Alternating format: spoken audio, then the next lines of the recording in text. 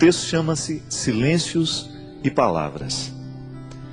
Na palavra, a comunicação se realiza. No silêncio, ela se completa. Pois a compreensão se concretiza a partir do silêncio.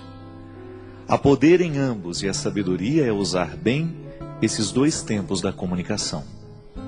Dentro de uma composição, as pausas são tão importantes quanto os sons. Uma boa orquestra é aquela que executa bem as dinâmicas das pausas e das continuidades. Mesmo no silêncio da pausa, a canção continua. Não diga as coisas com pressa. Mais vale um silêncio certo que uma palavra errada. O poeta mineiro Carlos Drummond de Andrade recomendava aos poetas: convive com os teus poemas antes de escrevê-los. Tem paciência se obscuros, calma se te provocam. Espera que cada um se realize e consuma com seu poder de palavra e seu poder de silêncio. A recomendação do poeta é sábia e pertinente.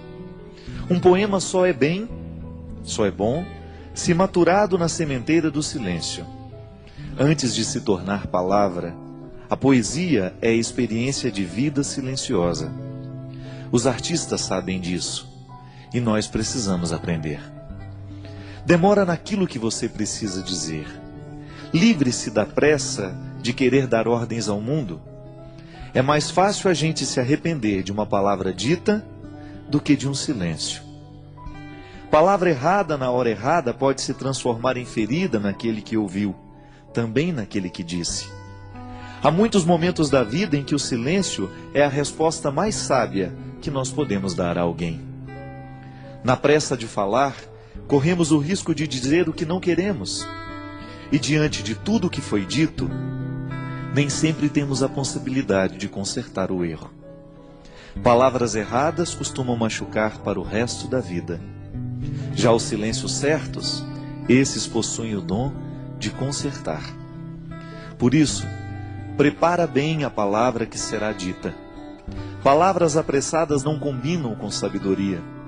Os sábios sempre preferem o silêncio. E nos seus poucos dizeres está condensada uma fonte inesgotável de sabedoria.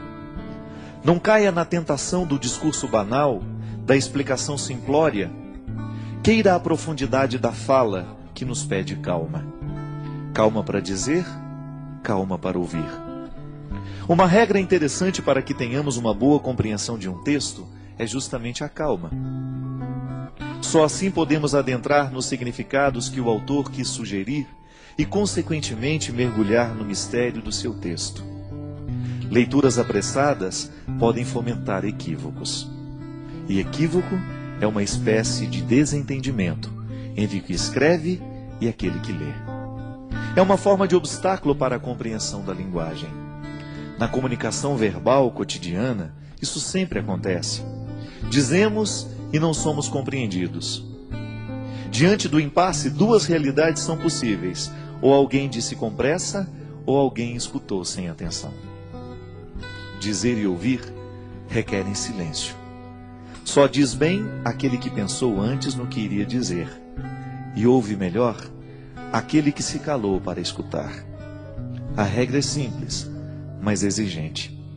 Por isso hoje, neste tempo de palavras muitas, queiramos a beleza dos silêncios poucos.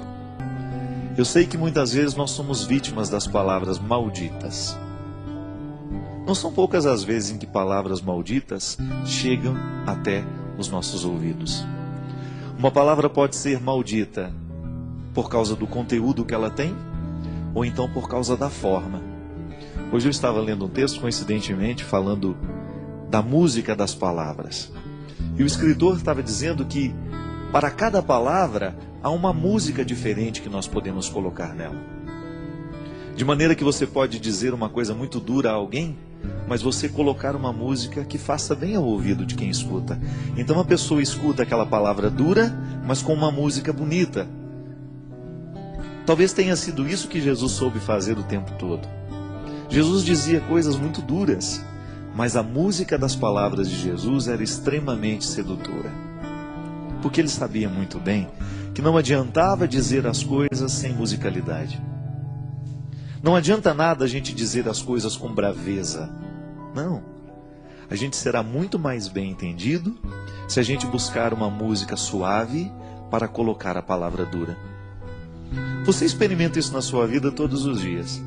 Quando você precisa dizer alguma coisa de muito sério aos seus filhos, e às vezes você não sabe nem por onde começar, porque você tem medo do conteúdo que você vai dizer. O conteúdo é duro, é de exigência. E os nossos filhos não estão muito acostumados a serem exigidos. Eles entraram nessa mística do mundo de hoje, nessa tendência do mundo de hoje, de que tudo tem que ser muito simples, tudo tem que ser muito fácil e rápido.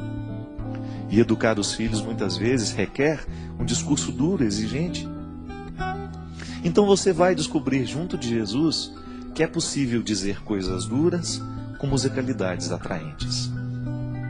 É isso que fazia com que as pessoas parassem para prestar atenção no que Jesus tinha a propor. O reino de Deus que Jesus propunha não era coisa fácil, não era coisa simples. Dá trabalho construir o reino. Mas ele construía de um jeito tão terno que as pessoas esqueciam a dureza da palavra e se prendiam na música que envolvia aquela palavra.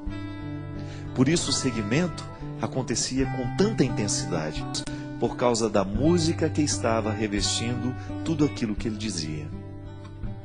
Minha gente, muitas vezes o que a gente faz de errado não é o que a gente diz, mas é como a gente diz. É a música que a gente coloca na frase. Pode ser que hoje você tenha ferido alguém com aquilo que você disse. Pode ser que hoje você tenha sido ferido por alguém com aquilo que você disse. E talvez você não tenha errado naquilo que você disse. Você tinha razão naquilo que você disse. Você estava certo ao reivindicar o que você reivindicava ou ao dizer aquela verdade que você disse. Mas talvez você não tenha escolhido o melhor jeito de dizer. Talvez você se perdeu na pressa, na raiva, na ira. É estranho, mas na vida a gente perde a razão quando a gente fica bravo. Na vida a gente perde a ternura quando a gente se irrita, porque a ira, ela tem o poder de retirar de nós a sabedoria. E quando nós estamos fora da sabedoria, geralmente nós não sabemos colocar músicas nas palavras. Todos nós gostamos de música. Todos nós gostamos de ouvir aquilo que entrou um dia dentro do nosso coração, nos fez bem. Por quê? A palavra veio com música, ela não veio sozinha. O intérprete colocou naquela palavra uma intenção tão bonita que você de fato acreditou naquilo que ele estava cantando. Uma canção bem interpretada, ela expressa todo o poder de verdade que o compositor quis dar. Mas aquele que interpreta, o bom intérprete, ele faz a canção se tornar ainda mais verdadeira do que quando nasceu da mão do compositor. Porque ele soube colocar a intenção da voz. Eu, quando dava aula na faculdade de teologia, lá na faculdade leoniana, eu sempre dizia para os meus alunos que seriam padres um dia: olha, cuidado para você não ficar com um tom de voz, um jeito de falar igual a todo mundo. Busque a melodia das palavras. Busque o seu jeito de dizer. E que o seu jeito de dizer as verdades evangélicas, que o seu jeito de ensinar o evangelho, a palavra de Jesus, as coisas boas da vida, estejam de acordo com aquilo que você verdadeiramente acredita em e identifica neste mundo como ternura. A palavra pode ser dura, mas a música que envolve a palavra não precisa ser. Porque aí você vai ter um poder de convencer muito maior do que se você estivesse usando a palavra dura com uma capa, uma armadura. Não.